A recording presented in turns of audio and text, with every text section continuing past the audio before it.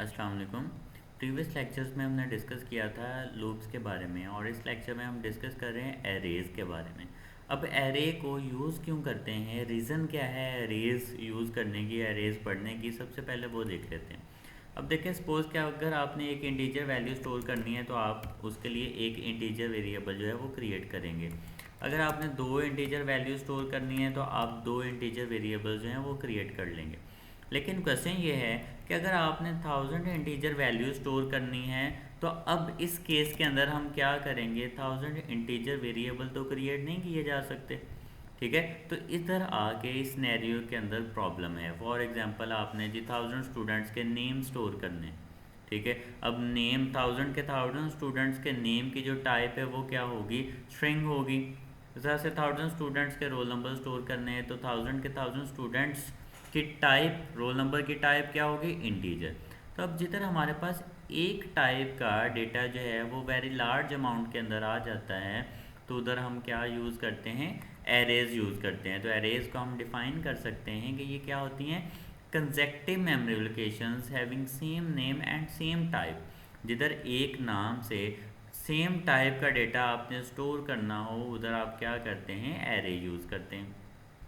तो एरे के बाद अब क्वेश्चन ये है कि एरे को जो है वो आप बनाते किस तरह से, एरे को हम जो है वो डिक्लेयर किस तरह से करते हैं। तो देखें, बहुत ही सिंपल है। एरे को डिक्लेयर करने के लिए क्या है, डेटा टाइप जो है एरे की वो आ जाएगी, ब्रैकेट आ जाएगी और एरे का नाम।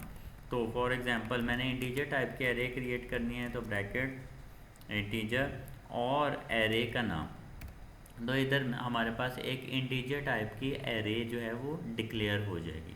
अब हमने एरे डिक्लेयर तो कर ली है, लेकिन ये कैसे पता चलेगा कि एरे के अंदर कितना डेटा जो है वो स्टोर हो सकता है, एरे का साइज़ कितना है। ठीक है, तो एरे का साइज़ बताने के लिए हम एरे को क्या करते होते हैं, इनिशियलाइज़ करते हैं। इनिशियलाइज़ कैसे किया जाता है, एरे का नाम इक्वल्स न्यू। अब इधर जो न्यू कीवर्ड है ये हम एरे को मेमोरी असाइन करने के लिए, ठीक है, मेमोरी एलोकेशन के लिए आप यूज़ करेंगे।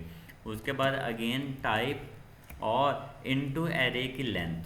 तो अब ये 5 इधर ये इंडिकेट कर रहा है कि इस एरे के अंदर 5 एलिमेंट इंटीजर टाइप के जो हैं वो स्टोर हो सकते हैं। तो बहुत ही सिंपल है। फर्स्ट लाइन में हमने क्या किया है, एरे को डिक्लेयर किया है। सेकंड लाइन में हमने क्या किया, एरे को डिफाइन कर रहे हैं। ठीक है, कि इसमें 5 जो डेटा आइटम्स हैं वो स्टोर हो सकती हैं। ठीक हो गया।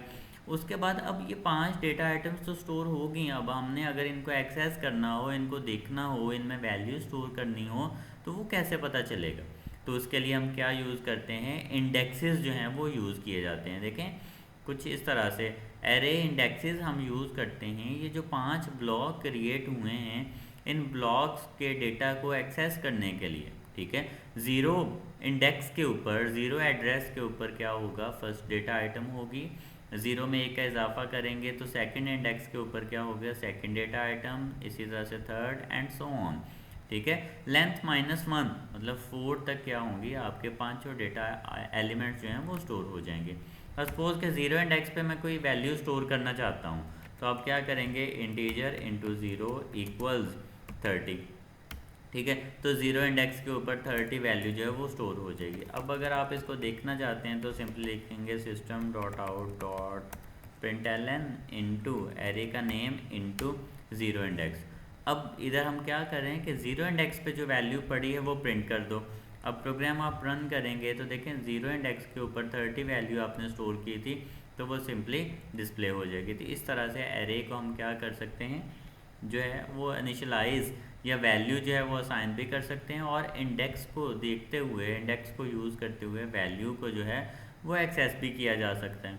तो कंक्लूजन क्या है कि हमने इसमें देखा है कि एरे को हम डिक्लेयर कैसे करते हैं, डिफ़ाइन। अच्छा, इसमें एक और बात है कि अगर आपने एरे को एक ही लाइन के अंदर डिक्लेयर और डिफ़ाइन करना है, सपोज कि मैंने इसको कमेंट कर दिया, एरे को हमने एक ही लाइन के अंदर डिक्लेयर और डिफ़ाइन करना है तो integer array equals new integer into length.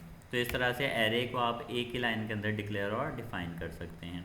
Clear हो गया। इस तरह से अगर एरे को हमने वैल्यूज़ असाइन करनी है, मतलब इनिशियलाइज करना है, ठीक है, पांचों वैल्यूज जो हैं वो एरे को जो है वो असाइन करना चाहते हैं तो बहुत ही सिंपल है, हम लिखेंगे integer into array equals curly brackets. अब इधर आप वैल्यूज़ लिख देंगे, जितनी वैल्यूज़ हैं वो आप असाइन करना चाहते हैं। फॉर एग्जांपल मैंने लिखा 10 20। तो अब इस एरे के अंदर दो वैल्यूज हैं वो स्टोर हैं, 0 इंडेक्स के ऊपर 10 पड़ा है और 1 इंडेक्स के ऊपर 20 पड़ा है। अगर हम देखना चाहें एरे इंटू 1 और प्रोग्राम आप रन करेंगे तो 1 इंडेक्स पे जो वैल्यू पड़ी होगी वो डिस्प्ले हो जाएगी। इस तरह अगर सारी वैल्यूज़ को आपने एक्सेस करना है, सपोज़ कि आपके पास ज़्यादा वैल्यूज़ हैं, 30 है, 60 है, इसी तरह से 78 है, 5 वैल्यूज़ हैं, इन पांचों वैल्यूज़ को एक्सेस करना है तो देखें बार बार system dot out dot println तो हम नहीं लिख सकते। तो इस पर्पज़ के लिए हम क्या करेंगे, जिधर हमने पढ़ा है लूप्स वाले चैप्टर में कि जिधर आपने एक स्टेटमेंट या मल्टीपल स्टेटमेंट्स को रिपीट करना हो तो उधर हम क्या यूज़ करते हैं, लूप। और कौन सी लूप इधर यूज़ करेंगे, फॉर लूप। फॉर लूप क्यों, क्योंकि हमें पता है कि एरे ने कितने टाइम्स जो हैं, कितने डेटा आइटम्स जो हैं वो एरे के अंदर पड़ी हैं। तो for example integer i equal 0, क्योंकि एरे का स्टार्टिंग इंडेक्स क्या है, 0 है। i less than 5, i less than 5 का मतलब है हमने 4 तक जाना है, ठीक है। और i प्लस प्लस मतलब हर दफ़ा एक इंडेक्स का जो है वो इजाफा होता है। अब इधर हम इंडेक्स नहीं लिखेंगे, 0 1 2 नहीं लिखेंगे, वो वेरिएबल लिखेंगे जिसमें ये इंडेक्सेस पड़े हैं, विच इज़ जो है वो i। तो एरे इंटू आई। अब प्रोग्राम आप रन करेंगे तो ये सारे जो डेटा आइटम्स हैं ये हमें तरतीब के साथ डिस्प्ले हो जानी चाहिए। तो 10 20 30 60 78 ये डेटा वैल्यूज़ जो हैं वो डिस्प्ले हो जाएंगे। तो होप सो एरे का जो कॉन्सेप्ट है ये आपको क्लियर हो गया होगा। तो इस लेक्चर के लिए इतना ही, अल्लाह हाफिज़।